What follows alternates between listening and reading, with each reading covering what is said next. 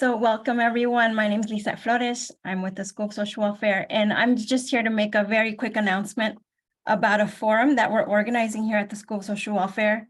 It's a two-day event happening October 13th and 14th. As you can see from the slide, it's called the Latinx Forum on Democracy, Migration, Health, and Wellbeing. And it will highlight Latinx scholarship on these very issues. And it'll feature researchers from both UC Berkeley and other California, mostly institutions, but we do have people coming from the East Coast as well.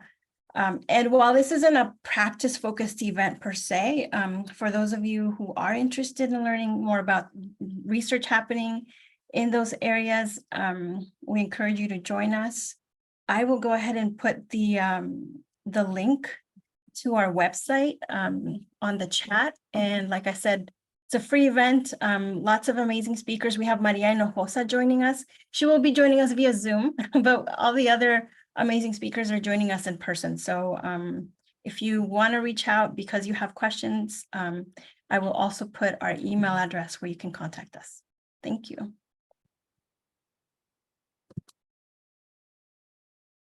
Thanks so much, Lisa. Appreciate you and all this work. Thank you. All right. Well, I want to acknowledge, as I have before, that really the main event are my colleagues who are your field faculty. You'll get to spend a little bit of time with some of our team a little bit later.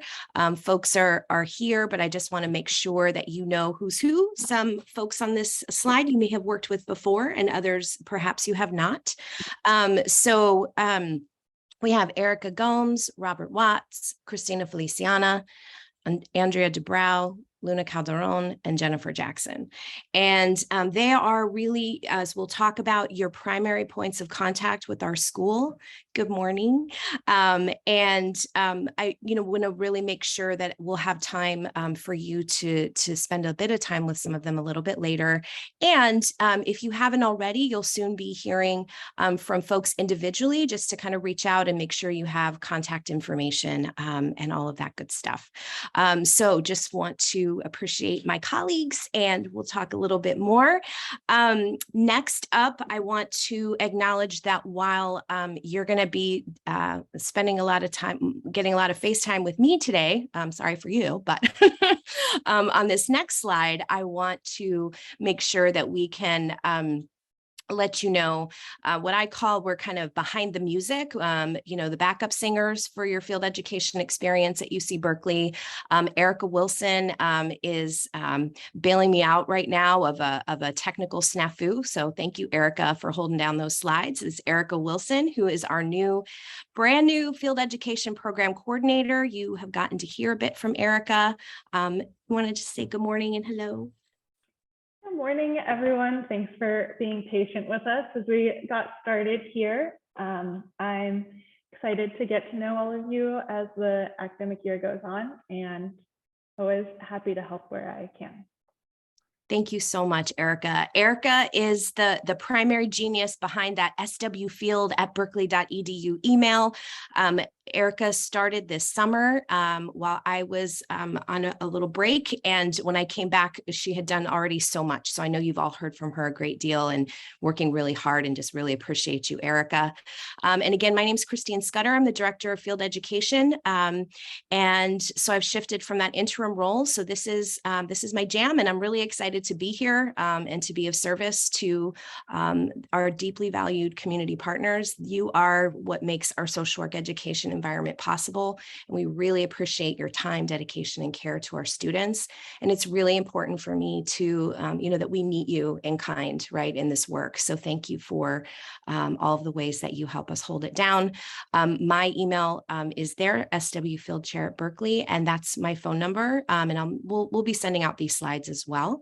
And just at the bottom is our website. We do have quite a bit of information there. If you're ever like, what's the calendar, or where's that? Where can I get some more information? That can be a good place to start. But of course, Erica and I are here to help if there are things that are more kind of administrative in nature or kind of bigger picture things.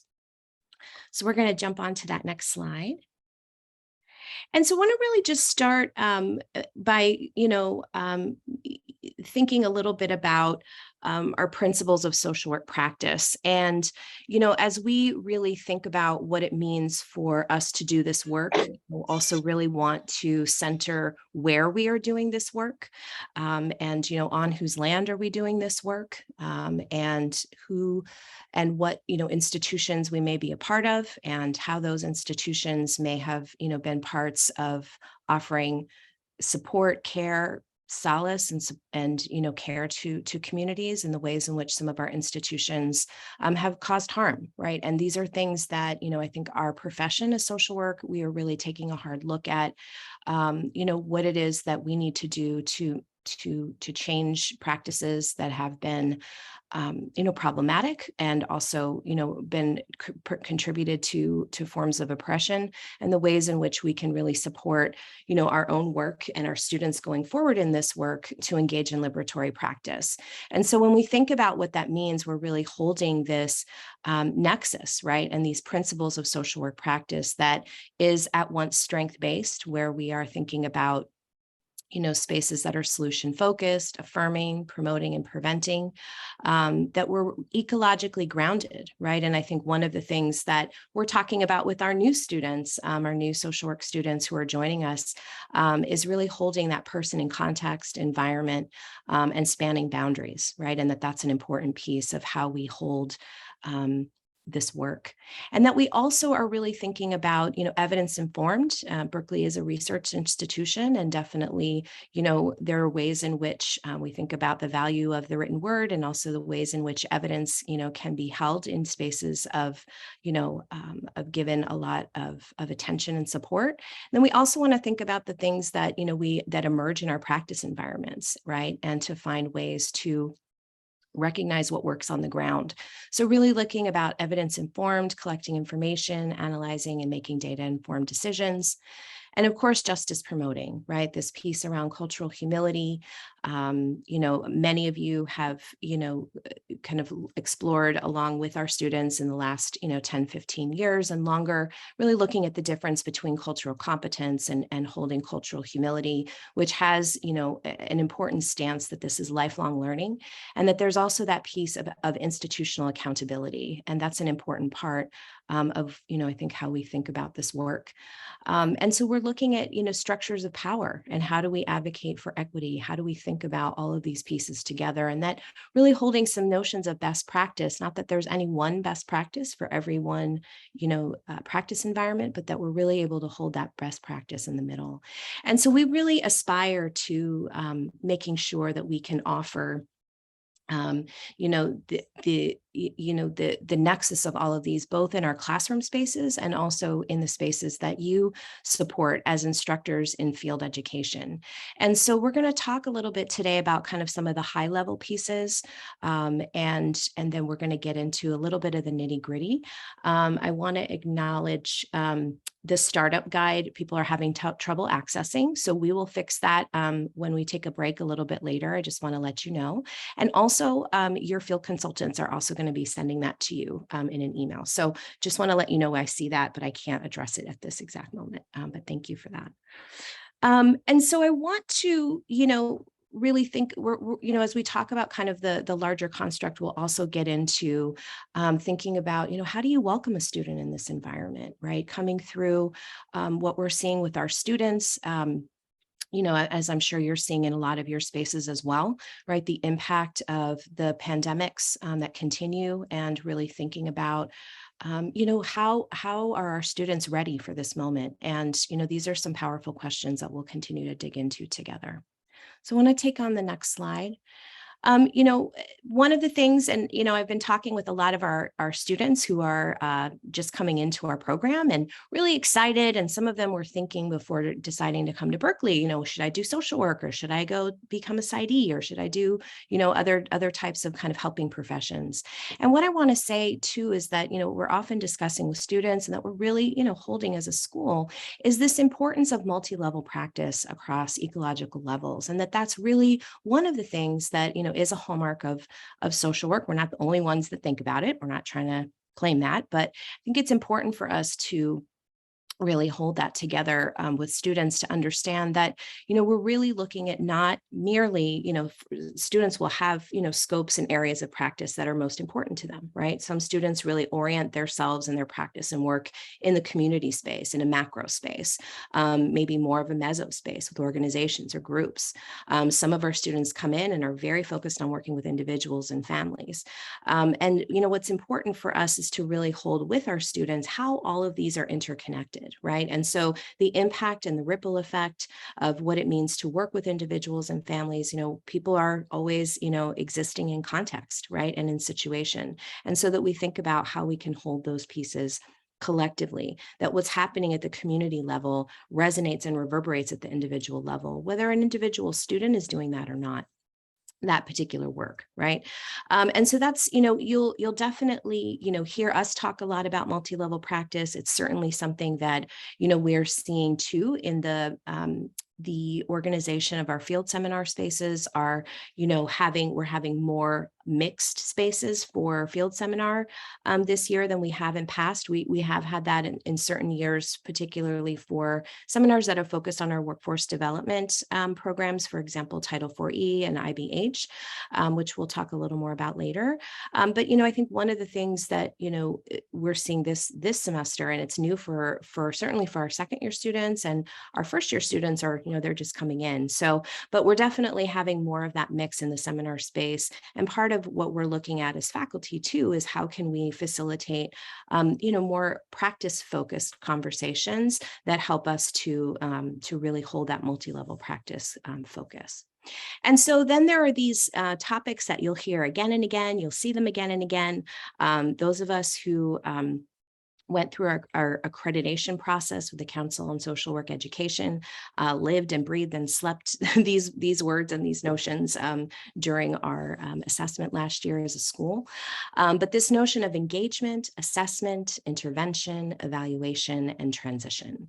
These are really important, kind of areas for us to hold, right? It's not only across the levels, but it's how we hold kind of the practice, again, whatever our practice might be, if we're micro, meso, or macro primarily focused in our day-to-day, how do we hold all of these, right? And really looking at the continuity. So you'll see, for those of you who are new to joining us, or maybe a new field instructor, or for people who don't think about these every day like I do, just a friendly reminder that, you will be invited and required to help us find goals for students that really look at their learning objectives that fall into all of these, right? And I just want to really invite us to think about, and sometimes you might stumble on some of these. Some people might say, well, we're not really doing program evaluation in this very micro setting, or we're not really, we're more of a macro placement. We're not really doing a lot of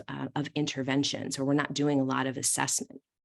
And to remember that assessment doesn't always mean a clinical DSM diagnosis kind of assessment, right? Or necessarily a psychosocial focus on an individual assessment, but assessing, right? And kind of looking at the program, for example. Or, just because a student might not be engaged in a formal program evaluation, if they're engaged in more direct practice, we want to be thinking about how can you evaluate the efficacy of what you've shared with your clients, or what the work that you've done. Is it working? Was it effective? Did you kind of support, are you supporting who you're working with to find a goodness of fit? And so, those are some things that you'll continue to hear about. Of course, we also want to focus on transition and responsible transition and mindful transitions. So you'll see those again and again. So don't say I didn't tell you. No. So we're going to go to the next slide and just kind of remind, I think, some of your spaces are, you integrate a lot of, some of you are in integrated behavioral health spaces. Some of you are in integrated spaces where on a day-to-day basis, your same teams are working across, thinking about program evaluation and direct practice. And others of you, may have more kind of niche focus. So thinking about serving particular populations and having specialty practices. So our students, when they apply to our program, come in with an attention to particular specialization areas, and we have 3 of them. And they also all, like any good social work program, have lots of acronyms. I still think the school space, my school social workers out there, I see you. I still think that schools maybe have the real estate on the most acronyms, but I could be wrong as a profession. But so advancing health and well-being across the adult lifespan, our students may refer to this, you'll hear us say AWEL. So that's for short, right? So you can know our little lingo. And so that's really looking at working with adults and older adults, thinking about both health and mental health, again, across the adult lifespan, that focus. Then we have our Strengthening Children, Youth, and Families, or shortened for SCIF. So students might say, I'm a SCIF, and you're like, what is that? So again, that's focusing on, as the name suggests, children, youth, and families in a variety of contexts. And then we have our focus on strengthening organizations and communities, or SOC, which is really focused on, macro level practice. And again, macro level practice can happen with children, youth, and families, can work across the lifespan, and vice versa, right? We see, macro kind of focus in all of these concentrations. So, what these specialization areas really mean for our students is that they have additional coursework that really focuses on, and they have really a course guide, right, that really helps them to deepen their specialization area of interest. And then their internships often reflect that. Sometimes the internship spaces where students may try something new, particularly in their foundation year. We really encourage students, when we meet with them, to provide advising and support to think about what they might be interested in an internship. We look at their experience thus far and help them think about, why are you getting an MSW right now? Where do you want to go with this degree? And we try to really help them think about how might we support you to get needed areas of exposure, right, that can help you regardless of what your focus might be. And then in their second year, or their advanced year internship, that often focuses more directly on their particular specialization. But sometimes you'll have students who, let's say, have a particular focus, and your internship setting doesn't match that exactly. And part of why I want to just pause there for a moment is that we have a variety of tools that are really geared towards student practice settings. And social work is a very, very diverse profession, as you know. And so, like most things in our work with families and communities and individuals, the form doesn't always match the situation, right? So you may have a student who, is a SOC concentration and has a particular learning agreement where the questions aren't asking enough of what you're experiencing the student to work on. So just want to remind you that if that happens, or you feel like you're filling out the wrong form, or it's not quite meeting your practice environment, we do our best to think about that in advance. But if you notice that, please reach out to us. Let your field consultant know, because we may have another version that's a closer fit. So just wanted to share that too. All right. So again, those competencies, you'll see them again. I told you that would happen. So, we're really looking at these 9, and these are kind of the 9 competencies. You'll hear us talk about them over and over again. We are accountable to this, and by extension, respectfully, you are accountable to this with us. And we thank you for your service and supporting that journey with our students. The Council on Social Work Education requires that, these standards are met and addressed in a variety of settings, both in the classroom. We're accountable to demonstrating our course objectives when we're teaching, how those align with, with these, and then 2, the learning agreement, which is really your contract with the student around what their learning goals are, which you'll be developing in the next 6 weeks or so. We'll focus on finding tasks that relate to all of these. And as I said before, some of them might not feel like particularly in the gray, right? Because these blue ones, professional communication, professional ethics, conduct, and professional growth and development, those are what I might call kind of foundational, kind of how you do. And the ones in the gray focus on engagement, consultation, assessment, intervention, planning, and then systemic intervention. Those are kind of more the what you are doing. And so sometimes you might feel stuck, right? How do I articulate what a student might want to work on in this particular environment using this frame? And that's something you can talk with students about. Please know that we're talking with our students about that in our field seminars. every student who is in field education placements with you has a field seminar with us. The meeting times of those groups depends. Our first year students meet in weekly field seminar. And then in the fall, and then in the spring, they meet every other week in field seminar. And then our students, our advanced students, meet every other week, both fall and spring, in their field seminar. So that's something that we're talking with them about in those spaces, about what is it that you want to learn? What are you finding out about your practice setting, right, in your orientation, which we'll get into in a moment, to kind of think about how those fit together. And I see a hand, and I might sometimes miss hands or chats. So definitely please feel free to unmic if I miss you, but I see a hand. So would someone like to share a question?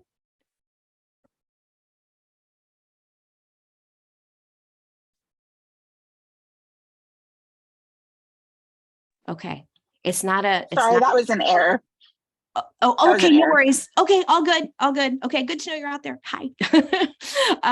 And so if questions come up, please let me know. Okay, great. So we're gonna kind of look at, another part of this in just a second. We'll advance the slide, but I think what I wanted to just underscore here is that you have support, okay? And one of the things that, we really try to talk with our students about and be accountable about is not having paperwork for paperwork's sake, right?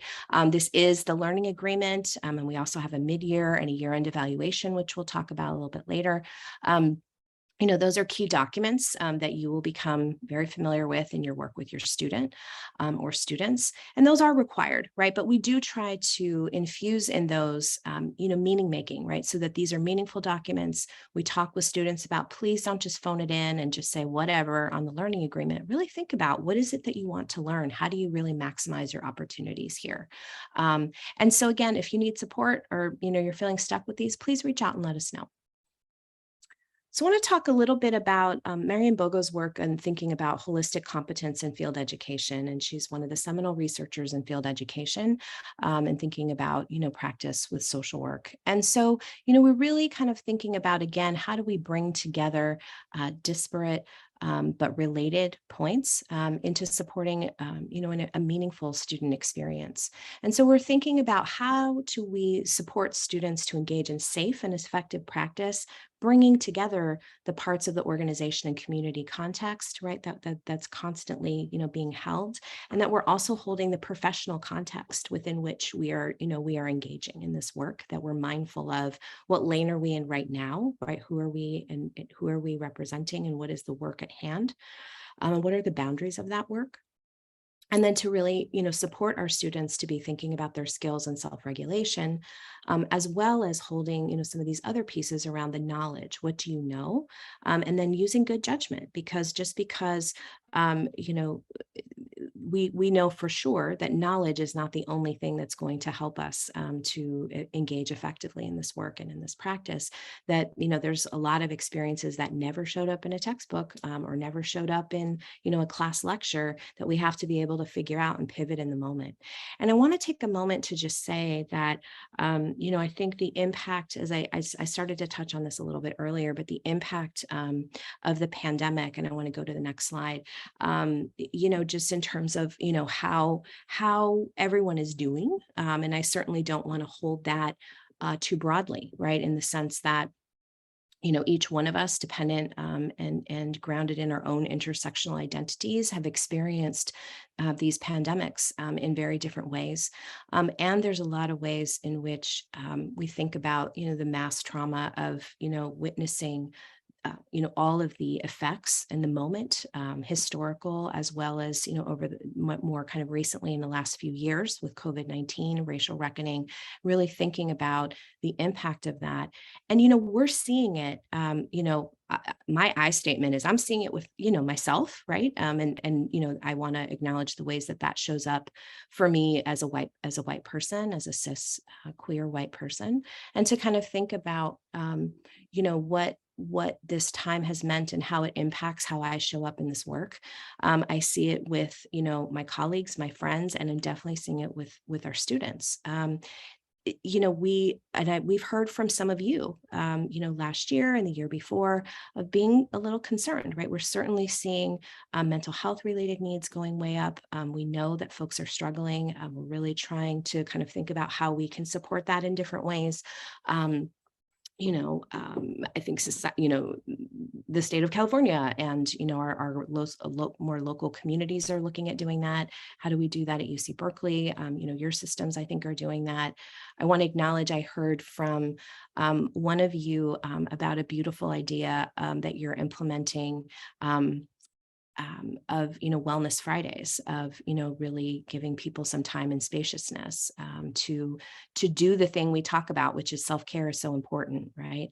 And so I just want to say that when we think about how do we think about what it means to intervene, right?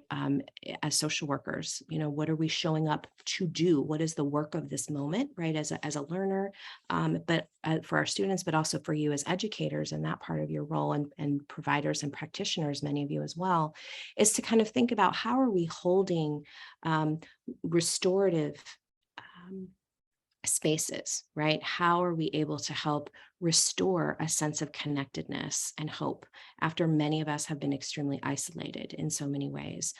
There's a lot of utility of Zoom, certainly opens up a lot of opportunities for us to connect. It also can be very lonely in a lot of ways.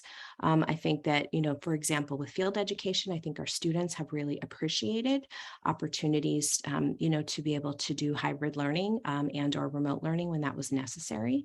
And it was convenient in some ways, right? And I think a lot of workers have, we've also noted that. But then also that idea of just really, and sometimes not always realizing it in the moment, the impact of that isolation. I know that I'm telling you things you already know, but I just want to remind us, I think sometimes, and this could just be me, but I think sometimes what can happen as providers and as folks in the work and in the endeavor of social work practices, wherever we might do that, there are ways that things become normative for us. It's like we know we're kind of pushing through boiling water and just really trying to kind of make it happen and push. And yeah, we all know this is hard. And like what it means to have a student, and what I often hear from a lot of you that you appreciate about having interns, is they help sometimes slow us down, either through the questions that they ask or how they show up, that kind of reminds us, oh, like we have to take some things that we often do off of autopilot, right? And I think many of us have developed, new forms of autopilot that can make it really challenging sometimes to sustain in this work. And so are we really looking at this, this work on the right side about promoting spaces of calm? Can we do that? Can we, are we helping to instill in students and frankly ourselves, right, this efficacy, this can do, right? But in a way that also really honors what has happened and what is happening. So it's not business as usual, and yet how do we continue forward and do so safely? So, I think I want to get into some of the initial priorities of the work. I think a lot of you, I know, are trying to access that tip sheet. I'm going to go over kind of high level today, and certainly we'll shift those permissions. So hopefully we can fix that for you before you leave. But really want to invite you all, just kind of in that spirit of what I was just saying, of kind of taking some of these things that we often do off of autopilot. You may have a way that you routinely welcome in staff. And I don't know about your systems, but a lot of the systems that I'm in are going through a tremendous amount of change and upheaval, and people are leaving and shifting jobs. And so you may be constantly doing welcoming and orienting new people, or maybe wishing that you were. I know that a lot of our systems are very stretched, and dealing with some, open positions, which means that you're juggling a lot. And, I think in some ways, as someone who, I'm from the East Coast, I walk fast, I talk fast, I'm always highly caffeinated. Most of my career has been like crisis work. I like to go, go, go, go. Like that's my energy. And, it's not always, the work doesn't always really give us or invite us or allow, frankly, us to slow down enough to really be mindful about how are we welcoming people into our space. And, when I think about welcoming and orienting, I also want to hold that in the frame of really dismantling white supremacy structures in our spaces. I think that, there are a lot of ways in which our systems operate. This is how we've always done it. Particular, messages about what's appropriate where, who does what, status, the value of the written word, the meaning of time in various spaces that you may, work in. These are all things that, I think sometimes in certain spaces, and depending upon your own positionality, may feel very like, this is just how we do it. This is what happens. And to really remember that you're welcoming in someone into your space who may be familiar with some of this work, may have some prior connections with your agency, maybe, but often don't. And they're really, students are orienting themselves to being a student. And one of the things that, we'll often talk to students about is that, this is, I need to come up with a better word than weird, but it's like a little bit of a weird relationship in some ways, right? Because students are at once, wanting and needing to demonstrate competence because they want to do good work, right? They want to learn, they're eager to do a good job. We're working, with populations who deserve our very best, right? And students want to show up. And, that kind of orientation towards a job, right? Where it's, you are expected to come in already knowing certain things, right? There's one thing about, where do you get the coffee and where do you park and where, which form do I use, but that at a baseline that you kind of already know. And this is a journey that students really go through in their years in the program we see. And you might remember this from your own time as an intern, but to kind of think about and just remind you to please bring that part back into your time now. I do know that some of you have already started with our students. Some of you are in spaces like schools, or you have, systems that require an earlier start. And even if you've already started, it's not too late to kind of take a moment. So to do some of this, if it's not already kind of underway. And for those of you who are holding our more traditional field calendar, our advanced students typically start again on September 7th. So in a week from today. And then our first year students typically start that third week of September. And so you have some time there as well. So to really think about how are you going to welcome a student into your space, even if you've done this 50 million times and you've had interns for, umpteen years, how are you doing it now? Right? Who, part of what we really want to invite all of you to do is to think about your own use of self, right? And your own positionality. Who are you in this agency? How does this agency view you, your work? How does this agency view social workers, interns? Some of your spaces are quite hierarchical, others are more collective, and there's every bit in between, right? So to kind of really invite this very mindful way of articulating who you are and the work at hand, and inviting them into that, right? And not taking for granted that students will just know. And I don't say that to say that folks are being cavalier, just like there's your desk, or anything, but more just that, there's a lot of different ways that culture shows itself, right? And is reinforced in how we interact with one another and in the spaces within which we work. So we'll talk a bit about that. So welcoming students in, orienting them to you, to the relationship of supervision, to your agency, and to the work. Most of my jobs, and I have some former bosses on this email, so or on the Zoom right now, but I'll just say, a lot of times our orientation is pretty quick, and then something happens and you got to just go, and then it's like you kind of learn on the job, right? And really want to slow that down and say interns really need something different. They can do some of that, right? And we'll talk about that kind of proximal space, but we really need to make sure that we're giving them some space to get grounded in where they are and in who they are in that space and who you are in that space. And the more that you can really do that front loading in that first few weeks, we really, and I know we say this every year, but we really find that students over time tend to do better. Your relationships it can help with that solidification of your connection with students, with their connection with the space, and to feel a little bit more confident, a little bit less like an imposter, but not too confident that they're not consulting when they need to consult, right? Not overly confident. But really kind of holding that middle space requires us a slowing down. And with that emphasis on forming the relationship. I think I'll get into this a little bit later.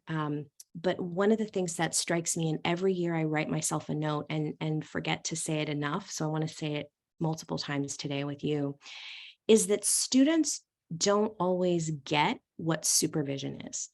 And supervision, or your weekly meeting as the field instructor with a student, may feel as basic as, I don't know, nothing's basic anymore, but may just feel like breathing. It's just like, yep, that's what we do.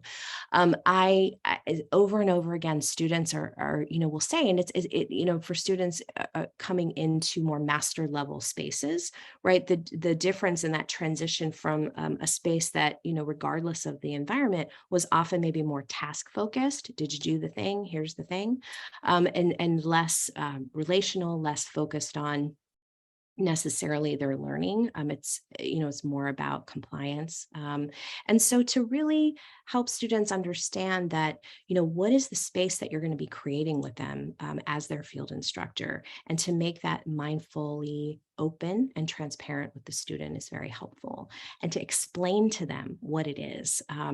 I had a student who was an older student. He had been in the field for years, at the bachelor level, and came back and got his master's. And he like knocked on my door, and he's like, Christine, I don't get it. Like, why can't they just tell me where the coffee cups are? I just needed to get this guy a hot cup of coffee. He was doing street outreach. And he's like, they want me to like sit down and talk about it. Like, why can't I, and so really trying to explain to him the difference between, task supervision, and then, his supervisor wanted, I think at that point, for him to look at his sense of urgency, and also to think about boundaries with a client, for example. And he just felt like he was being kind of nitpicked at, and he felt like he was not being trusted to do his work. And so I was like, right, this is another reminder. So I just want to, stay open and curious about, are we doing all that we can to help students to be ready for the rich learning that you're offering? And then, developing that learning agreement, these are really kind of the initial things, is getting, kind of getting on the same page, welcomed and oriented, and then really developing that meaningful learning agreement. I will say I spent a lot of time, we asked students to evaluate their field placement experiences. And I spent a lot of time earlier in the summer really looking at student response to what they felt about their field agency. And we asked them a lot of different questions because we also want to be accountable to how and whether we are supporting all of you as field instructors about, kind of the learning environment and expectations, but also are we being responsive to your spaces, right? You have your own needs and culture and training and that kind of thing. And, students, I'll just say, and I don't want to paint with a very broad brush, but I would be remiss to not articulate some of the themes that students have shared with us about times that they haven't felt welcome. I think some important things for us to hold and think about are we introducing ourselves, being mindful about sharing our pronouns? Are we asking students how they would like to be introduced? What name would, how would students like us to introduce them to our community, to our space? Do students know where the restrooms are, and what kind of restrooms are those? Are, students experiencing microaggressions or macro racial aggressions in the space. There are things that, happen in all of our spaces. They also happen in our school. And so I certainly am not holding, our space as separate from that at all. We are, all doing this work in different ways. But, and so I think that to varying degrees, students will tell you, and to varying degrees, students will tell us, right? And so when we know about things, we'll bring them up to you. It's our intention to be respectful and, clear and direct, and to kind of figure out, how do we work together? There's a lot of different people that your students will come into contact with. Some of them are your staff and volunteers. Some of them may be clients. Right. And the idea here is not that you have to control all of those environments. This is meant to be experiential and for students to experience, the real work, right, as it were, in a way that's appropriate for their level as a student. But, I wanted to just share with you that, sometimes students, that first impression, is important to them, and whether I think they, and I think for me anyways, very importantly as a supervisor, is to kind of think about, does the student feel like they can bring things they need to bring, right? Because sometimes when that trust gets compromised, or it's harder to feel like, do I belong here? Do I have a voice here? It can be challenging sometimes to bring forward things you really, really want to make sure that they're sharing, right? Things they don't know how to do, or, crisis planning, or, whatever it might be. And so, I think students shared with us a lot of beautiful feedback about agencies that, and it's not about it being like a welcome banner and fancy, it's not about that, but just like, I felt like they knew I was coming. And it's interesting when we ask students to evaluate at the end of the year, they're fried. Some of them are about to graduate. It's amazing to me that they fill out, these evaluations with such detail and so thoughtfully. And they have beautiful things to say about how different ways that your spaces have welcomed them.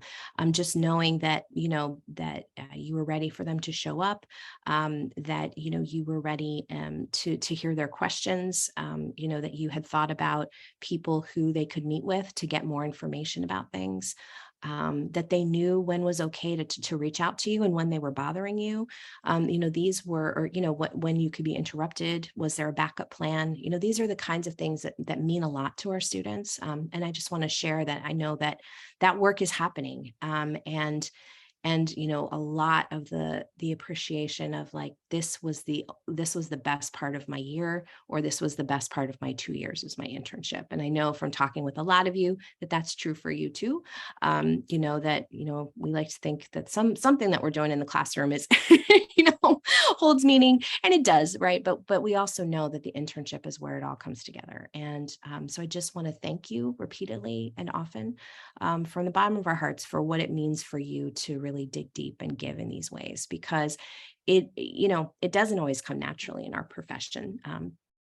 To give you the time. I know some of you are, don't get, most of you don't get a reduced caseload, or, reduced duties to be able to take on a student. Many of you do this, because you love it, or it's a calling for you.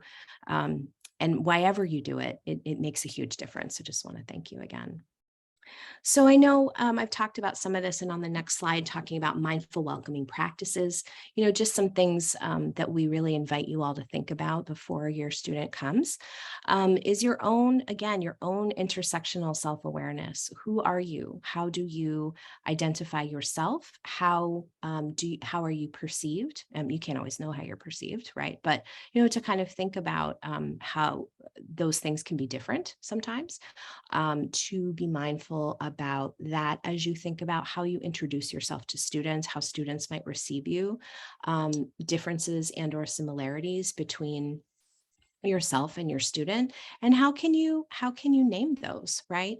I had an opportunity to work with my colleagues Christina Feliciana and Luna Calderon last year, in working on our 15-hour anti-racist training and supervision together, with some of you. And really we dug into this a lot, and really to kind of think about what are the kind of spaces that we set up for students really starts with our sense of self, and bringing that into the relationship. So I want to invite you to really think about how your identities inform your social work practice. And some of you may not identify as social workers, but you're in our orbit, so welcome. And think about, how do your identities and your practice environment, kind of align or with the practice environment that you're working in, with maybe how your student kind of holds the work. You'll find you may have, really clear spaces of alignment and spaces of difference with your students, and their sense of this work, their sense of themselves, their sense of their skills, and yours, right? And so what is your sense of what needs to be taught? Right? What is essential knowledge in your space for you personally? And who needs to teach that? What is your sense of who is the teacher? Some of your spaces are oriented towards, outside sources are the primary kind of what is viewed as revered. Some of you may look inward and feel that your role as the field instructor is primary. Some of you may really think about the clients and communities that you serve as the primary teachers. Some of you may think about students as being primarily responsible for their own learning. Really just think about how you relate to that question, because it will, of course it informs your work. And again, sometimes fish doesn't see water. We don't always hold space to think about those things. And I really want to invite you to do that, because it shapes how you show up and how you deliver information and how students may receive that information. Just want to invite you to bring that out into the open in your conversations with students, to kind of help orient them to your frame and your practice. And then we'll go back. I'm sorry, I'm still talking. And to kind of think a little bit about how your varied identities, both personally and your agency, might inform your welcoming practices. Do you work in a very formal environment? Is your style more formal? What does formal mean? How is the notion of formality culturally bound and grounded? How can you name that, right? And bring that into things that you talk about with your student, because how we show up in various spaces and whether we feel like we belong has a huge impact in terms of whether I feel like I can be safe to be vulnerable with you as a student and tell you what I don't know. Do I feel, that I have what I need here to be able to show up and give service to others? So these are important questions that we invite you to hold.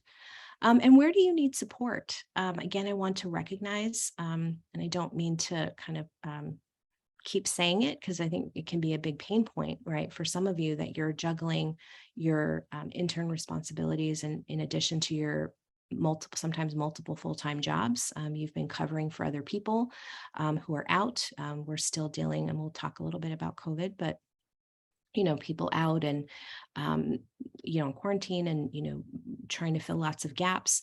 And on top of it, having a student, do you have the time, right? Is there the time in your calendar?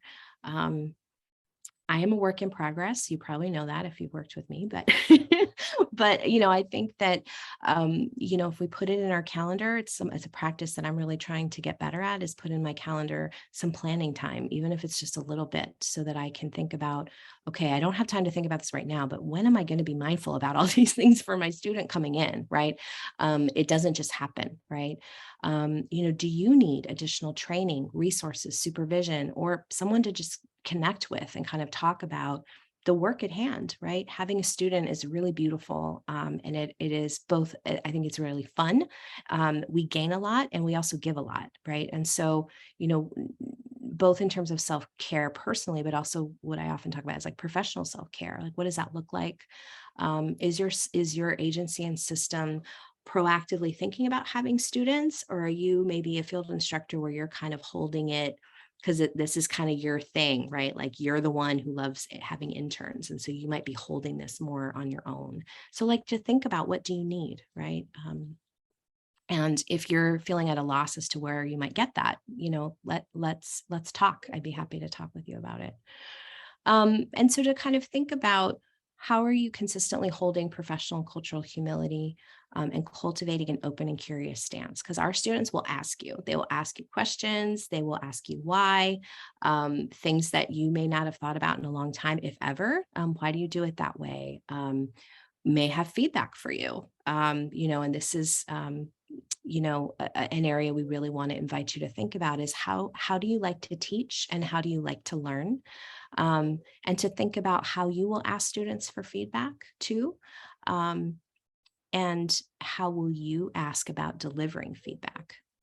We really want to encourage you to have a very transparent and direct conversation about the role of feedback. And how it is used. When we are in roles, I'll say as someone who is a clinician and a therapist and then moving into being a teacher, my role of evaluating students that I also care about, is hard. That's a tricky one at times, right? And having to kind of figure out how do I want to hold these responsibilities and this power really, and how do I hold it mindfully and thoughtfully? And part of, what, we know on our team for sure is that it's very helpful to tell students up front, how you like to hear things, and then to ask how students can best hear you. And it, again, as we know, just reminding you things you already know, but, it's helpful to have those conversations when you're not in the heat of it, because it's harder for students to really hear you and engage in those kind of more theoretical conversations when it's in the moment, right? So if you can say it earlier and as part of your orientation, that's very helpful. And then, how will you ensure that you ask for and deliver feedback in your field instruction? I know that, different ones of us relate really differently to feedback. Some of us will avoid it at all costs because it's very uncomfortable, and we view ourselves more as supporter, cheerleader, modeler, right? I'm going to model for you what I want you to do, but I'm not going to necessarily let you know when you need to make changes, or when something may be unacceptable, or when you did some of it, and also there are ways to even improve it further. So this for some of you is a tough muscle, and I get it. And I know we also have folks in these rooms right now who are really good at this, and there's a lot of different models, right? You don't all have to do it in the same way. And I think one of the things we want to encourage, and we'll have a little bit of time for later today, is some time for you all to talk with each other a little bit, because you have great ideas too about how that works, and finding your own style with it. And really too, I know a lot of you also have supervisory responsibilities where you're someone's boss, and or maybe a clinical supervisor, and finding and kind of teasing out the texture of what it means to be a field instructor is a little bit of both of those things, but it's not quite either of them. And I think another thing that we say multiple times, but I just want to remind you too, is that when you're in the role of evaluating students, their field practicum, their internship with you, is pass fail. Okay, so it is not ABCD. We have evaluation tools that ask for gradations and a rubric. So we ask you to kind of enumerate that a little differently, but to know at the bottom line, you don't have to make those really difficult. Is it an A- or a B+, which I can tell you I've lost many hours of sleep over those kinds of things. But to understand that, right, it's pass fail, and that doesn't mean like, oh, no big deal, it's just pass fail, but it's important to know, because I think that, for a lot of you, it weighs heavily, right? Like, I don't want to be the one that ruins their whatever it is. But it's also important, and we'll talk about this as we go through the evaluation process later in the year. It is also very important, if students are falling below expectations in their role as learners, we do need to know that. There's a lot of ways that the MSW degree is the terminal degree for social work practice. It's important that we are holding standards, because once you come out with those letters, there's certain expectations that that our communities have of what you're able to do, and we take that very seriously, not in a punitive way, but in a responsible way of our professional ethics and care, to make sure that our students are well prepared, and that who we are sending into our communities reflects the values and ethics and skills of our profession. So I know this is a lot of talking today. I'm sorry. I'll come back to this later, but we can go to the next slide. But really hope to be in person next time we do this, but I'll go back to that later. I think it can just be so much more interactive. So I just want to appreciate that. I know this is a lot of chat. So again, we've talked a bit about explicit introductions, right? So please, being mindful about sharing your name and pronouns, talking about office etiquette. Again, restrooms, where are they? What is the setup of different restrooms? If they are separated by gender identity, if they are all gender, how that works, is a really helpful signal to students that you're thinking about those kinds of things in terms of, where to go. It helps students to feel like they belong. And, where's the student space? I am someone who's worked in closets and trailers, and, my space was the corner of a desk, like every other Thursday for an hour, whatever it is, just if you can let students know, and sometimes they'll be surprised by what it is. And, that's whatever we need to let them know where their spot is. That's very helpful.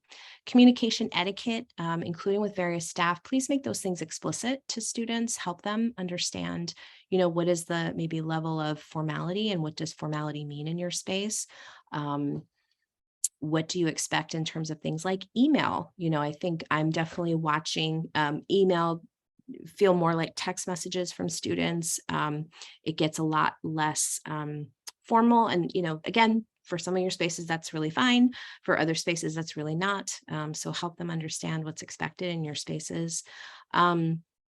Also, in terms of clients or consumers, how do you expect students to introduce themselves? Of course, they always need to be very clear that they are an intern. That is essential. That's required by us. But also, how do they? What is the level of formality that clients tend to expect from your agency? And then, of course, supporting students to right size that to whatever individual practice environment that they are in.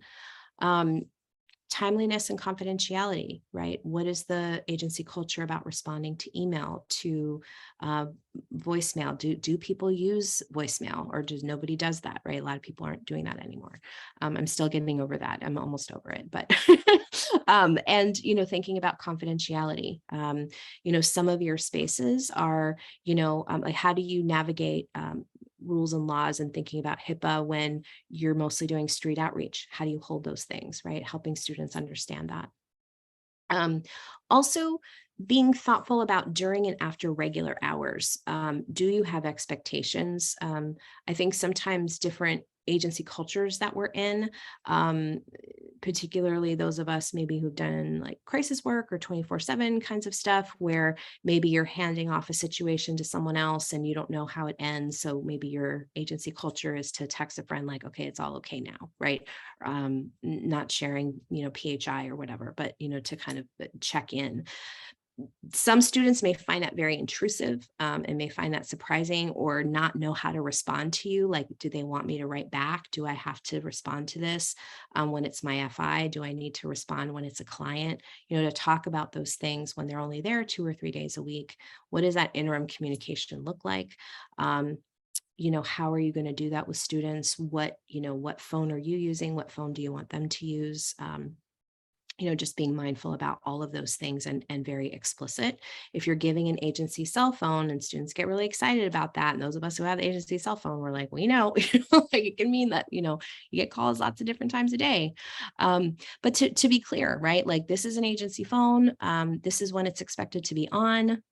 It is, these are the times that it's off. Make sure your outgoing message, indicates when you're present, and, offers, alternative people to reach when you're not available. How does that work? It's just having those conversations. I know that this may sound very obvious, and every year we have a number of times where students are really unclear about this, or feel very nervous about bringing it back to you because they don't want to appear that they are not a team player, or that they don't really care about their internship. Like many of us in these Zoom rooms right now, right? Folks are juggling caregiving and maybe classes they're taking, and homework and internship and a job and lots of other things. And so, just want to be really clear about that. Then in terms of supervision, when and where is it? What should they bring?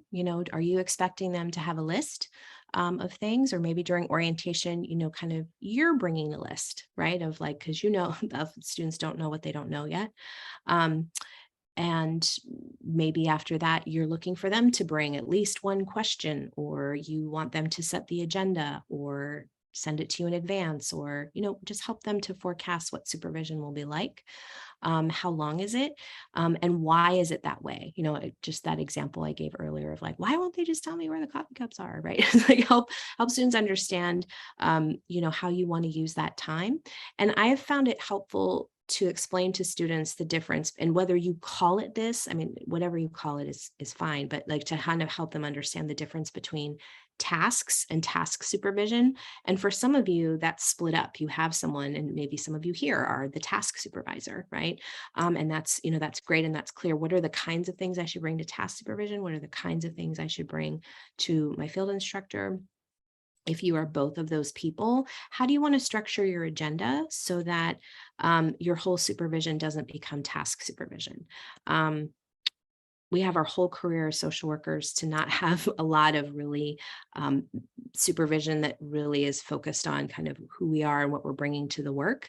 This is a time when they're students, and we really need to hold that learning space. And so I get it. Our systems are moving fast, right? And so there's going to be a lot of task related matters that need your attention.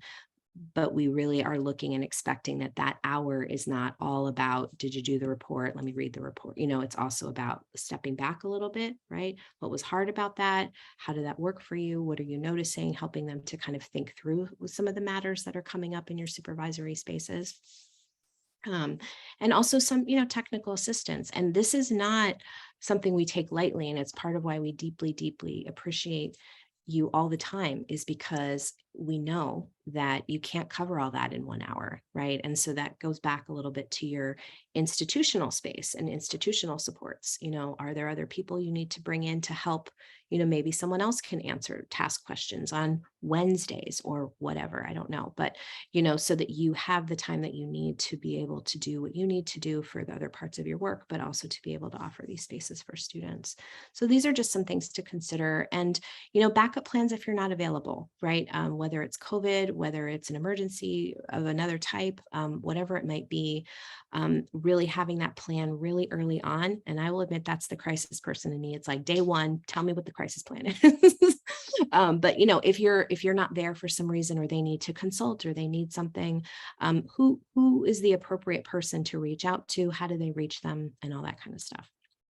So again, I know this is a lot of reminders for many of you, and for some of you, this may be your first time having a student. So I appreciate your patience as we're going through it.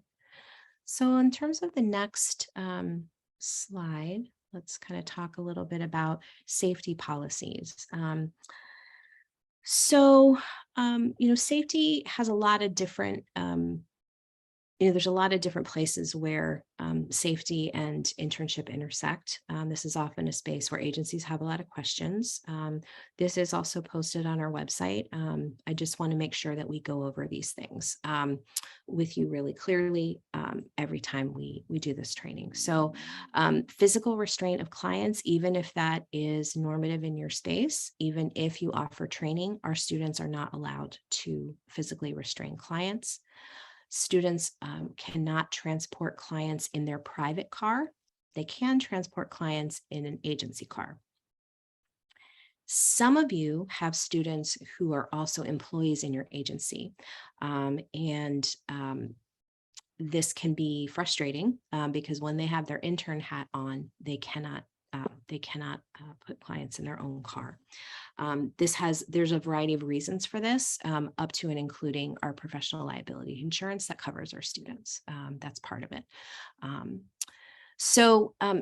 Even if a student has access to your agency car to transport, if a client has a recent history of violent behavior, that is not appropriate. Students should not be transporting clients with that kind of recent history.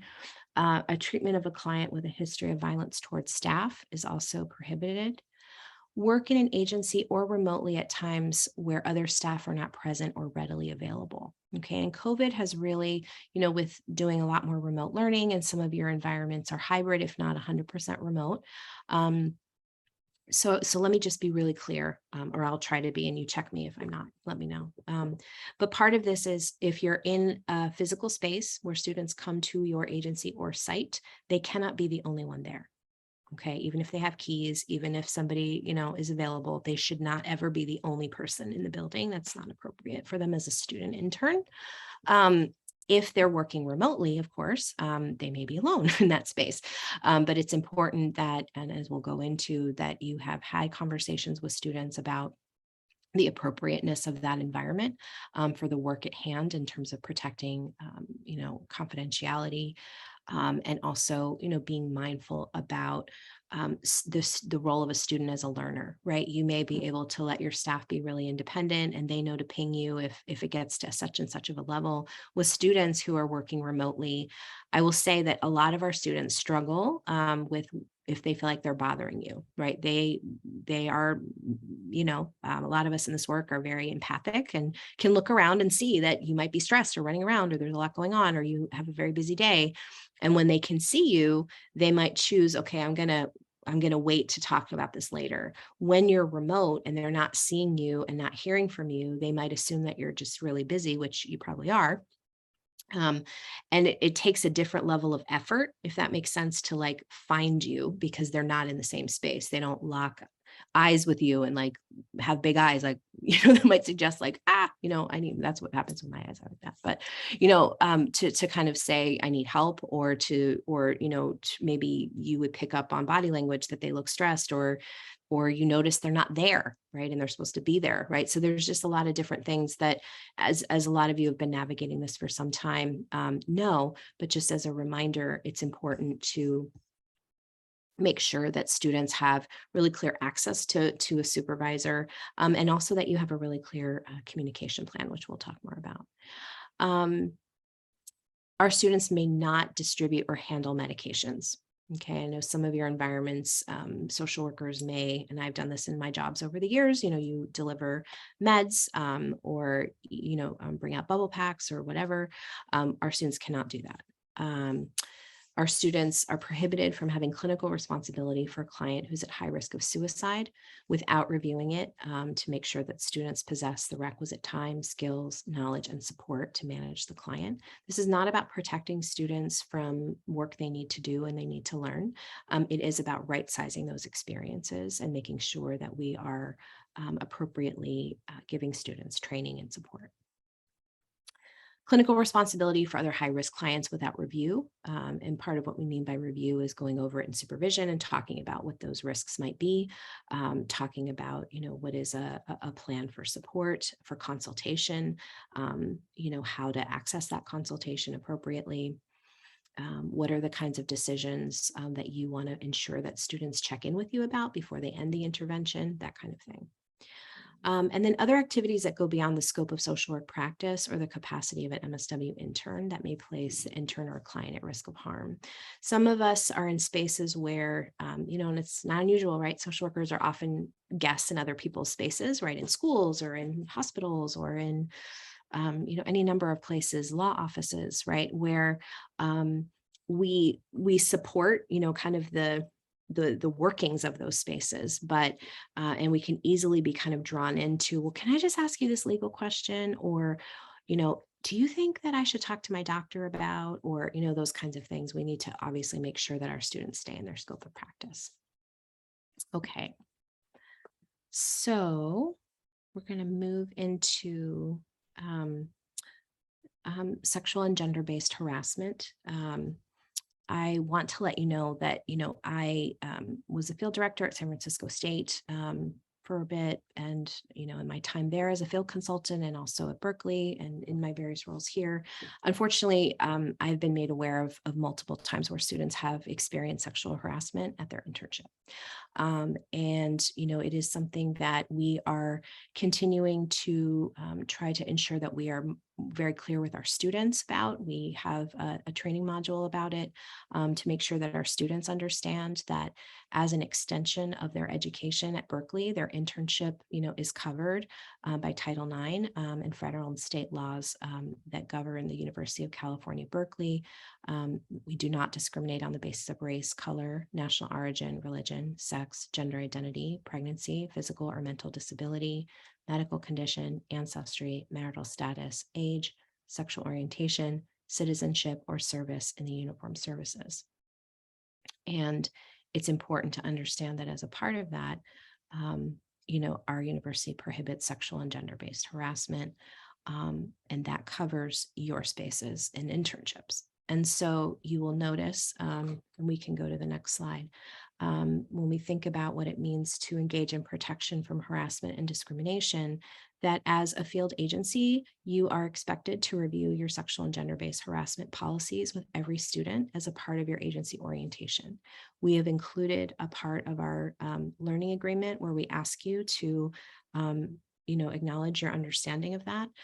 We have had students who had no idea what the policies were. It was never talked about, in the past. So we're really trying to make sure that we are doing right by all of you to let you know that this is important, that if matters like this are brought to our attention as part of our Office for the Prevention of Harassment and Discrimination, or OPHD, some people refer to it as the Title IX office. As faculty, we are mandated reporters of that type of disclosure by students to us. If we are made aware of it, we do need to report it to that office, and it can be investigated and addressed in that space.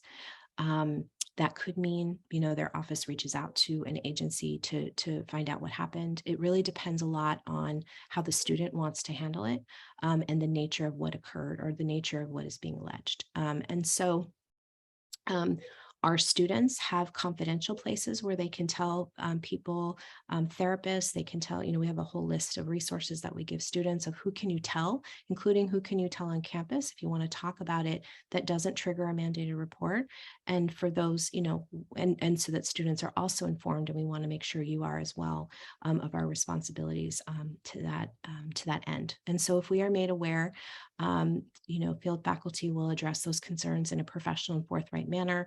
Those are going to be brought to my attention in my role, and we will make contact as appropriate in consultation with the Title IX office.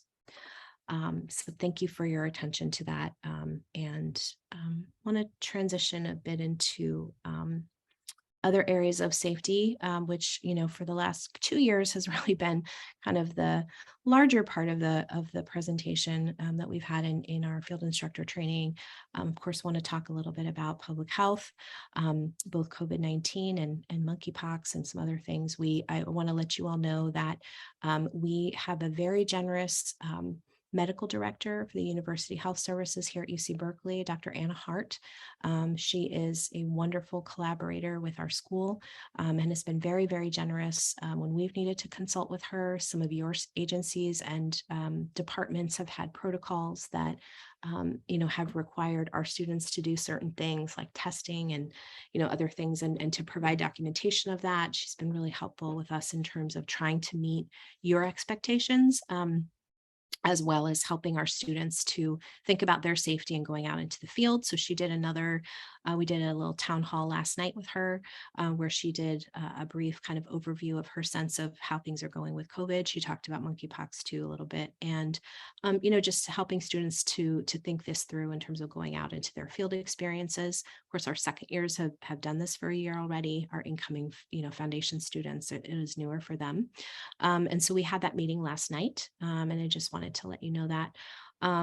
So just to kind of update you on COVID-19 at Berkeley protocols, we do still have a vaccination mandate that includes all boosters for which one is eligible, right, depending on their age and conditions and situation. There are narrow medical exceptions, religious exemptions, and disability accommodations in accordance with federal and state law. And so, the university is monitoring compliance. Students who are non-compliant will be blocked from registration from classes. Indoor masking is strongly encouraged. It is not required. And I will just say, my experience of the culture of our school, for those of you who haven't been to Haviland, and we gotta have you hopefully at an in-person training sometime soon, but our classes are almost all in one building, mostly. It is definitely been our culture last semester, in the spring semester of 2021. What year is it?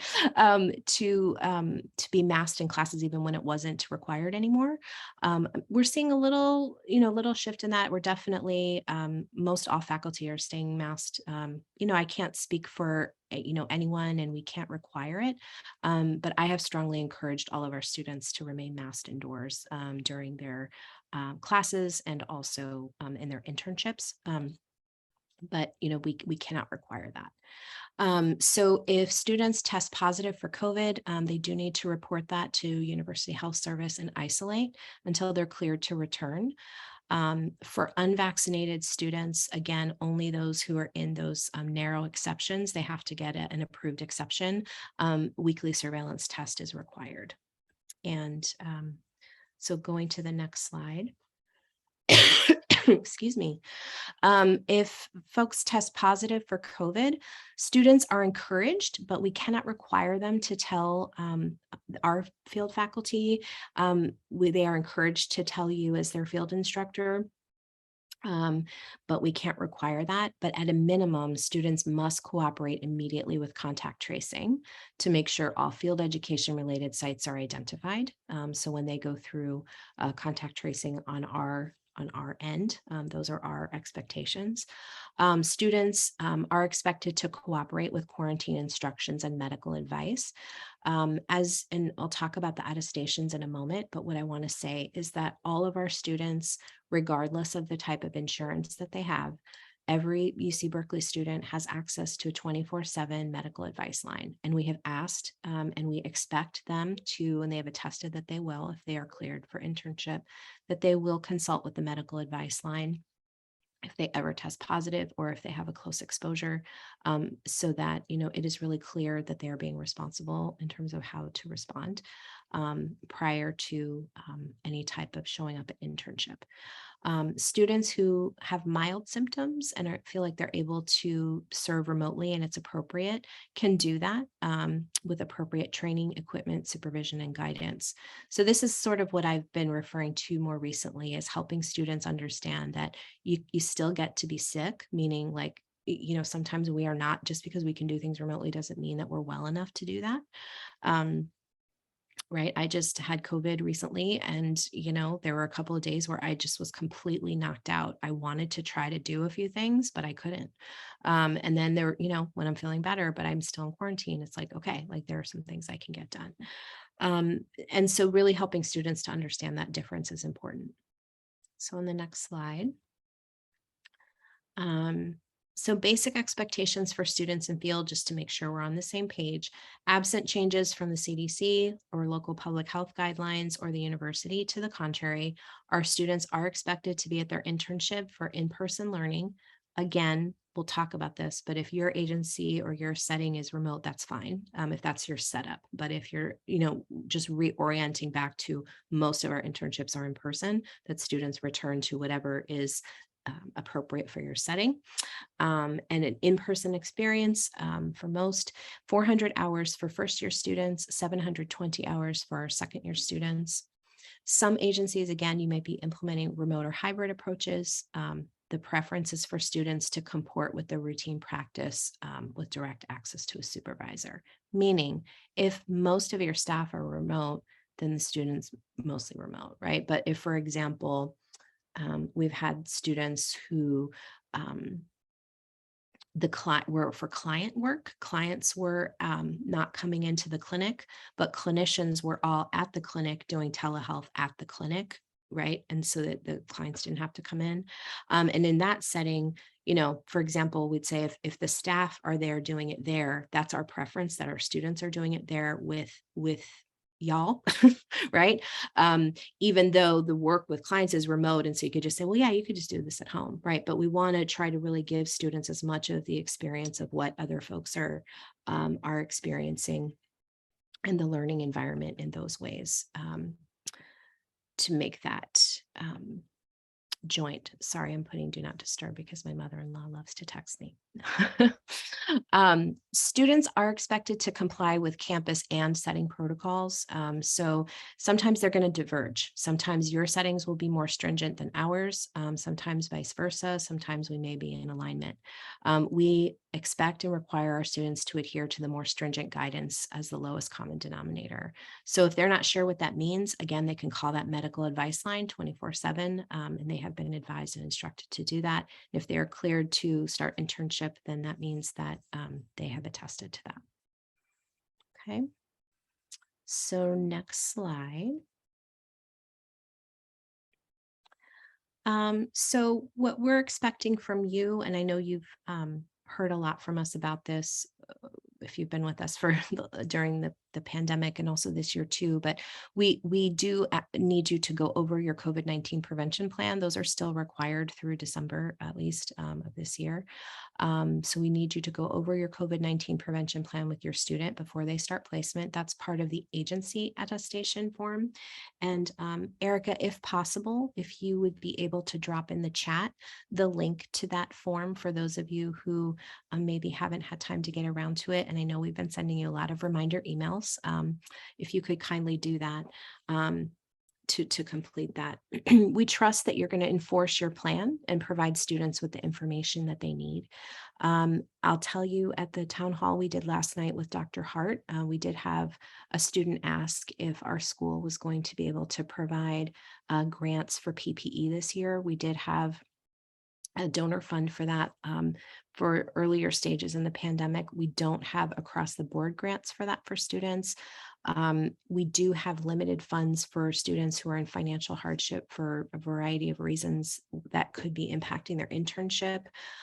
So if you're ever made aware of those barriers, please encourage your student to talk to their field consultant about that at Berkeley so we can see if we can help. But in general, we are expecting that if you're providing PPE for your staff, you're providing the same for student interns. If any of you have run into barriers related to that, as we've done throughout these years, you've reached out to us, please continue to do that. We'd like to troubleshoot if we can and forecast things if we know that there's an issue. But that's our general baseline expectation. Christine, Again, yes. there are a couple of questions about Oh. COVID that Oh, correspond okay. to what you're talking about in chat. Thank you. I'm sorry. Okay, let's see. Let's see. Thanks, Christina. Okay. I think the first one is from Layla. Okay. Does an intern have to make up hours if they're off for COVID? Okay, great. So I'm going to talk about attendance. So in a minute. So if you can hold that and please unmic when I talk, if you're okay with that, or put it in the chat again if I didn't get to it. So I'm going to come to that in just a moment. So let's see. If our agency has a COVID protocol, students adhere to agency policy. That is correct. And if your agency policy is different than ours, like if it's, I don't think you would have a policy that's like, do not mask, right? But let's just say you did, but our policy is that they, is strongly recommended that they mask. Like we are advising them to, and we're expecting them to do the more stringent of the two. So if that was the example, the more stringent is to stay masked, even if it's not required, as an example. Okay. If you ever feel like students' messaging is at cross purposes, please reach out. I'm trying to hold the big picture of that. You should always, please, your field consultant is your primary, but for things that are kind of more bigger picture, please definitely bring that to me. I'm happy to talk to you about it. Please let me know if that didn't answer that. And thank you, Erica, for addressing that too. I'm going to get to the question. If you do weekly testing at your agencies, but the testing falls on a non-internship day, will interns have access to free campus testing? Thanks for that question, Maggie. So we are not doing surveillance testing for students that are fully vaccinated. And we do have access to free tests that are PCR tests at vending machines, which is kind of amazing. But PCR tests I don't know that that's going to qualify. So want to try to do what we can. Maggie, I'm going to ask if you can, and I'm not trying to shirk the question, but that's going to require me to do a little bit of troubleshooting. Okay. And if any of you are also in that situation where students are required to test, but let's say the testing happens on a Monday and they're on our campus on Monday, for example, and depending on where they live, that may be prohibitive, or the timing that tests are offered may be prohibitive for them to get it, let's say at your school district or whatever. Please reach out to me by email. I want to talk to you a little bit more about that. Yes, we will send the link for the attestation. I sent our intern our agency's COVID-19 policy. Do we need to verbally go over it? Yeah, we ask that part of the attestation is that you go over it and you check for questions. We just, what I want to say is, for us, it's intended that yes, it's a compliance piece, but it's also about, wanting to make sure that we've answered students' questions. We've definitely found that across the board, we've had a lot less questions this year than we did last year, even last semester. That said, please do check for questions. Give them an opportunity to talk to you. Please make sure that explicitly they've looked at it. How do we get a copy of our own attestation for which you completed? Oh, thank you for that, Fatima.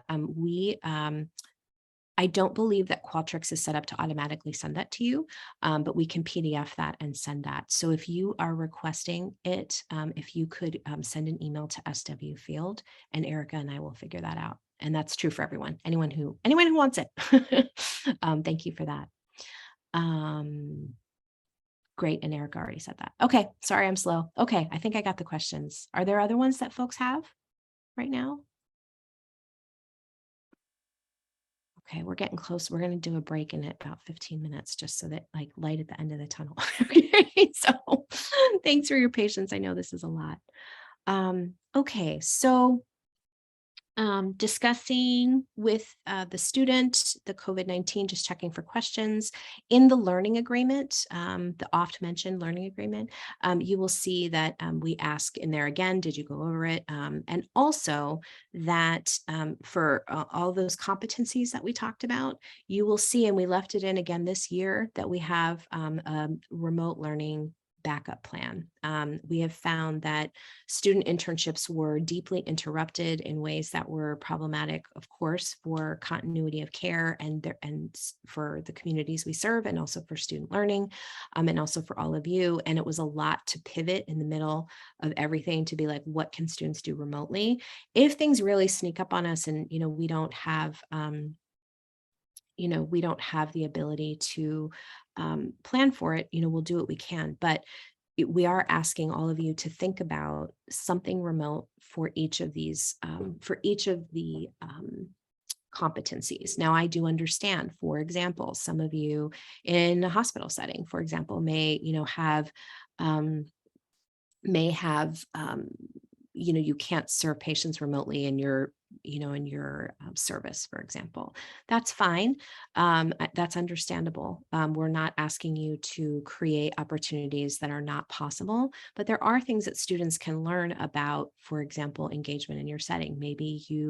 Maybe that particular example is a student needs to look at recent articles about serving, reaching particular populations, or they can read, a group training curriculum in preparation for delivery. That's something they could do remotely if they had to, for example. So we just want to invite you to think about that, and to put something in each of those sections. And, if you're feeling stuck, again, it's not just for compliance. It's really, we found that when students have had to pivot, either because they had to be on quarantine, or, you were out, and because you were out, the student couldn't be there, any number of things, it helps to have a backup plan. We also know that we may be dealing with air quality, wildfires, any number of interruptions. And so we're trying to be mindful about how we can support not being in kind of a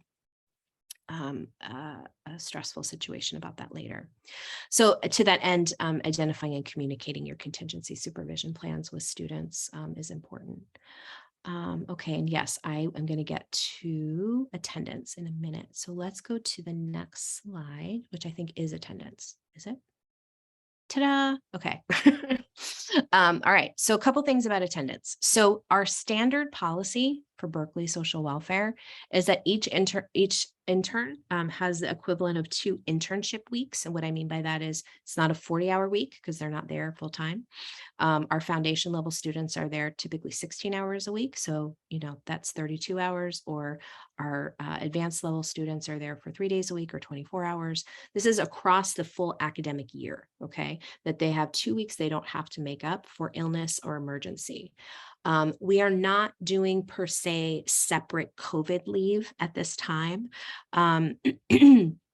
Students who need it can request an additional exception. Some students may have something unexpected, right? That could be quarantine that goes on for a very long time. Maybe they're a caregiver and they are not personally in quarantine, but they have to care for a little one or an elder or someone who needs supervision, right? And can't be alone, but so they can't be at internship, but we sometimes have those unusual circumstances. We will partner with you and figure that out. It is not a situation where it's not a situation where they're necessarily going to be asked to make up every single day, but it's going to depend a little bit on the situation. And it's also very important to us that we respect your agency setting. Right. So Monica, I see your comment in the chat about having different breaks, right? And there's a number of different settings, right? So schools, for example, start and end earlier. Our K-12 schools start and end earlier than our university schedule. So students who accept interns in those environments understand that they work that schedule. They don't, we have a traditional schedule, and then there's what your agency requires. You are allowed to require something different than we do. If you have a more stringent attendance policy related to sick or illness, particularly since we are still going through COVID, we do need to discuss that, because it's important to us to neither abandon your clients. And to your point, Monica, clients don't get that break. We do understand that. We want to hold that thoughtfully with you. But as it relates to illness and emergency leave, if there's matters of divergence between what your agency will expect and what we do related to that, please reach out to me, because we should discuss that. That's definitely been a tricky one. So yes, the PowerPoint will be sent to you for sure. Yes, I know. I'm sorry. It's a lot. And yes, we'll definitely send it. And the recording will be available. Just in case you want to listen to this great monologue. No, I know it's kind of a monologue. I'm sorry. Okay. And then our field calendar is posted on our website. Again, that's our traditional field calendar. We have a spring break. For example, I know students in K-12 schools, they do your spring break, right? They know that when they accept the internship.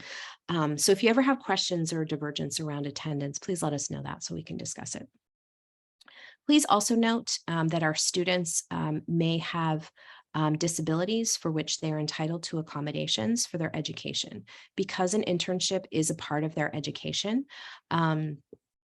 your sites, students may have DSP related accommodations that relate to attendance. They could relate to, the way that materials are presented, provided, et cetera, or any host of things. I am going to work on having a training specifically about that for our field instructors. So keep an eye out for that. I will be announcing it because it's coming up more and more. As you may or may not know, numbers of students with disabilities have increased significantly following COVID, and we're definitely seeing a rise in accommodation requests in the classroom, and this year for field education as well. What I want to just say briefly about accommodations is that is something that our system, as a school, we're quite used to receiving those kinds of requests for, for their classroom, right? You as a field instructor may be less familiar with that experience as an employee. You may have no experience with it. What I would like to encourage you to do proactively is to reach out to your human resources department to ask how you should interface if a student were to have a disability related accommodation. We are not allowed to simply reach out and tell you if a student has an accommodation. If they do, because you are an outside entity to our school, because of FERPA, we cannot disclose that information to you. The student can, right? And so what we are letting our students know is that unlike when they request accommodations in a classroom, they reach out to their teacher and the teacher gets a letter that says what those things are. So the teacher's been notified. Unlike the classroom, in the field setting, you're not automatically getting that letter, right? Because you're not allowed to, because you're outside of our system. So we are explicitly making sure that our students understand that. We're telling them, listen, you know, if there's an accommodation that you need and, you know, the system is not automatically informed. And so we're talking to them about how they could talk to you about that. Some students have the accommodation and may not want to share it unless they feel like they really need it. You know, that's a student decision. We can't advise them. We can't tell them what to tell. They have no obligation to discuss with you or with us the nature of their disability. That's something that is a private conversation with their disability services counselor. So I just want to just give you a heads up about that, because I think it's an area that we can do better to provide you with more information with. And so it's an area that you'll be hearing from me more about that. So one, yeah, and thanks for that, the question. So one thing you can do, you know, it's not appropriate to ask a student if they have accommodations, but what I would say is, you know, maybe something like, you know, if you have accommodations and would like to discuss that with me, you know, I'm open to having that conversation, you know, and maybe you could say something like, and please do this ahead of time so they know who to go to, but, you know, you can also feel free to reach out to so-and-so in human resources about it. You know, I know that you also, you know, students have disability counselor. So just, you know, if it's something you'd like to talk about, you know, however you want to say it, I'm not telling you how to say it, but just, you know, to kind of open that up. I think students can feel a little more open. I think sometimes they don't know how they're going to land with you, if you might judge them or think they're not up to the work. You know, some of our settings are pretty hardcore, right? And it's a very fast paced, and they don't want you to feel like they can't hang and they can't do it. And they know, right, that this is like a year-long job interview in a lot of ways. And so it's a tricky thing around disclosure. And I think it's something that we can keep holding together differently, even though we're limited in that we can't tell you that. And I really invite your feedback about any and everything, but also this, if you are ever running into tricky situations or you're not sure how to handle it, or there's training that we could offer as a school, I want to do what we can to be accountable to you around that. Okay, so I know I answered a lot of things about attendance, but I wanted, are there remaining kind of questions about how we're holding attendance that people have? Okay. Okay, so we'll go into the next slide. How will I know if my student is cleared? Here's how you'll know. You're going to get an email from us. Now, I want to say something because you were with us last year when we did this, and I didn't have the awesome admin support that I do now. And I was doing it all like very one student at a time. And it was a very different time. So here's what I want to say. This year, given where we are with COVID, what we are saying is that we must have every student cleared by our traditional field start date. Some of you started earlier, and that's okay if you have, but please know that if the student is not cleared by our official start date for advanced on the 7th or for foundation students September 21st, then this could cause us to have to pull them back. Okay, so please help us help you to have continuity of you know, everything that you expect and that our students expect. Please fill out the attestation form. Our students have their own. You will know that it's done. You are going to get an email from the awesome Erica and letting you know that. Okay, so that's how you'll know. And you have until September 7th for second years and September 21st for our advanced students. So I want to jump into a couple of things about telehealth. I'm going to go through this very fast because I need to move into some other content, but we have an entire training. I think a lot of your systems have really navigated this. I think the bottom line we want to make sure is that students are trained and have access to privacy and informed consent protocols for how to make sure to talk with someone. And I'm sorry, in terms of the question about when you will know if you completed the form, please know that the student's not cleared. You have a form and the student has a form. Okay. And we need to get both of them back. And so we'll send an email when we get both of them back, and we're going to batch them. We've been really focused on launching the year and getting our students in. So we'll be working on those soon. Okay. We hope to have those probably Friday or Tuesday at the very latest. For knowing about the forms. Okay, if you did the form, that's great. Appreciate that. Okay, so in terms of telehealth, again, we want to make sure that our students aren't just left alone, that they have someone to consult with, that they have appropriate devices that can engage in this work in a way that respects HIPAA and FERPA. And we have a recorded module about telehealth and good practices and law and ethics for our students. And we can also make that available to you as field instructors that we've required all of our students to watch at the second year. And if students are in need of technology related supports, we do have a campus fund. So if you're aware of that and it's something your agency doesn't provide for their intern, you can either reach out to us or let the student know that they can reach out to us about that fund, and we can see. Okay, so I think what I'd like to do is get into this last slide and then we'll take a break. So just some key details for your intern. Again, we talked about first year students. They typically start September 21st, 400 hours total for the year. They are typically in field on Wednesdays and Thursdays. Their typical start again is the 21st, and their learning agreement is due on October 20th. And so we will I will send out a video that kind of goes over the learning agreement. If you want support walking through it or some ideas, if you want to troubleshoot or want to talk about, how to fill it out, you can reach out to field consultants, you can reach out to me. We're happy to support that. Just that's a heads up about what's due when it's due. Second years, 720 hours total. They're typically in field Wednesdays through Fridays. Please understand that these days are selected because on the other days, they're in required classes with us. And sometimes students have individual arrangements with you, or maybe they're coming in on a Monday or on a Tuesday. And what I want to say about that is we cannot guarantee their availability on other days other than this for the full academic year, because we don't have like 6 sections of every class, right? Like there's usually 1 section or maybe 2, and they're both on the same day, right? So we don't have a lot of flexibility in our schedule. And so it's not trying to be difficult, but we are trying to right size your expectations.